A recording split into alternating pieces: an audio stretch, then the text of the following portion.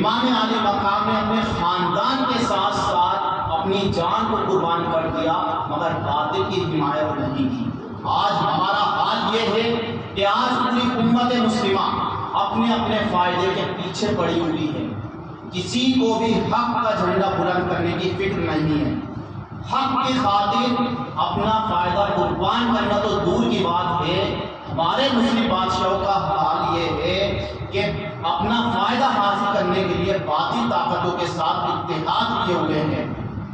جبکہ امام عالی مقام رضی اللہ تعالیٰ عنہ کی تعلیم ہمیں یہ سکھاتی ہے کہ اپنے گھر اور دفتر سے لے کر نیشنل انٹرنیشنل سطح تک ہمیشہ حق کی حمایت کرنی چاہیے، اور اس سلسلے میں اپنے فائدے اور تعلق اور رشتہ داری کو رکاوٹ نہیں بننے دینا چاہیے۔ امام ابو حمامہ بحیری رضی اللہ تعالیٰ عنہ سے مروی ہے، سنیں اس حدیث شریف کو، جو لوگ دوسروں کے خاطر اپنی دنیا برباد کر دیتے ہیں، جو لوگ ظالم کا ساتھ دیتے ہیں، ظالم کا تو کوئی فائدہ ہو جاتا ہے، کسی نے کسی کی زمین دبا دی، اس شخص نے یہ گواہی دے دی کہ ہاں یہ زمین اسی کی ہے، حالانکہ جانتا ہے کہ یہ زمین اس کی نہیں ہے، اس نے دبائی ہے، اور ایسے کوئی شخص کسی پر ظلم کر رہا ہے پھر اس کا ساتھ دے رہا ہے، تو سنیں ایسے کے بارے میں حدیث شریف میں کیا آیا ہے کہ نبی کریم صلی اللہ تعالیٰ علیہ وسلم نے ارشاد فرمایا، من شر الناس منزلۃ عند اللہ یوم القیامہ عبد اذهب آخرتہ بدنیا غیرہ، قیامت کے دن اللہ تعالیٰ کی بارگاہ میں سب سے بدترین شخص وہ ہوگا جو دوسرے کی دنیا کی خاطر اپنی آخرت کو برباد کر دے۔ اور حضرت ابو ہریرہ رضی اللہ تعالیٰ عنہ نے اس الفاظ میں روایت کیا کہ نبی کریم صلی اللہ تعالیٰ علیہ وسلم نے ارشاد فرمایا، ان اشد الناس یوم القیامۃ رجل باع آخرتہ بدنیا غیرہ، کہ قیامت کے دن سب سے زیادہ شرمندہ وہ شخص ہوگا جس نے دوسرے کی دنیا بنانے کی خاطر اپنی آخرت کو بیچ دیا۔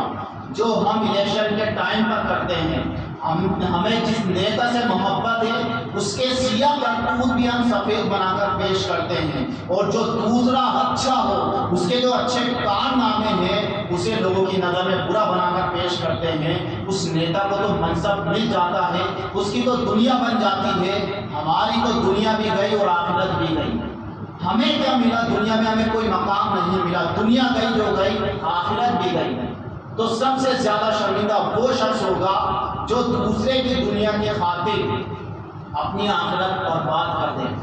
نبی کریم صلی اللہ تعالیٰ علیہ وسلم نے ہمیشہ ہمیں یہ سوچ عطا فرمائی ہے کہ اپنے تعلق والے کی حمایت کرنا اس کا تعاون نہیں ہے، اس کی مدد نہیں ہے۔ ہم سوچتے ہیں ہمارے بھائی نے کسی پر ظلم کر دیا، ہم اسی کا ساتھ دے رہے ہیں، اس نے کسی کی زمین دبا لی، ہم پھر بھی اسی کا ساتھ دے رہے ہیں، اس نے کسی کو گالی بک دی، ہم پھر بھی اس کا ساتھ دے رہے ہیں۔ یہ رسول اللہ صلی اللہ تعالیٰ علیہ وسلم کی تعلیم نہیں ہے۔ نبی کریم صلی اللہ تعالیٰ علیہ وسلم کی تعلیم یہ ہے کہ اپنے تعلق والے کی بے جا حمایت نہ کریں، یہ اس کی مدد نہیں بلکہ اس کو ہلاک کرنا ہے۔ اس طرح وہ ظالم اور اس کا حمایت کرنے والا دونوں گناہگار اور مستحق عذاب نار ہیں۔ حقیقت میں اس کی مدد یہ ہے کہ اسے ظلم سے روکے تاکہ وہ ظالم بھی اللہ کی ناراضگی سے بچ جائے، اور یہ اس کا حمایت بھی اللہ کی ناراضگی سے بچ جائے۔ سیدنا انس بن مالک رضی اللہ تعالیٰ عنہ سے مروی ہے کہ نبی کریم صلی اللہ تعالیٰ علیہ وسلم نے ارشاد فرمایا، انظر اخاک ظالما او مظلوما، اپنے بھائی کی مدد کرو چاہے وہ ظالم ہو یا مظلوم ہو۔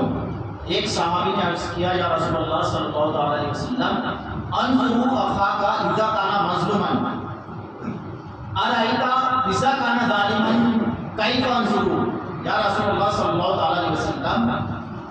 میں اپنے بھائی کی مدد اس وقت کروں گا جب وہ مظلوم ہوگا،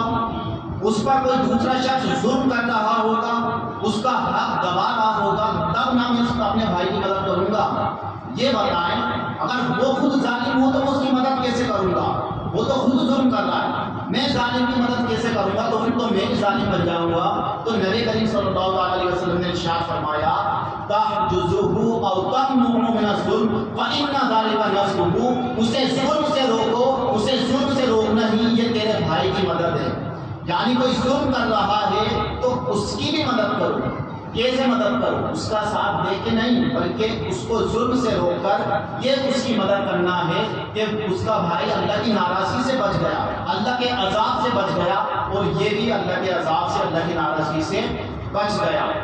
اس طرح مدد کرنی ہے ہمیں اپنے بھائی کی.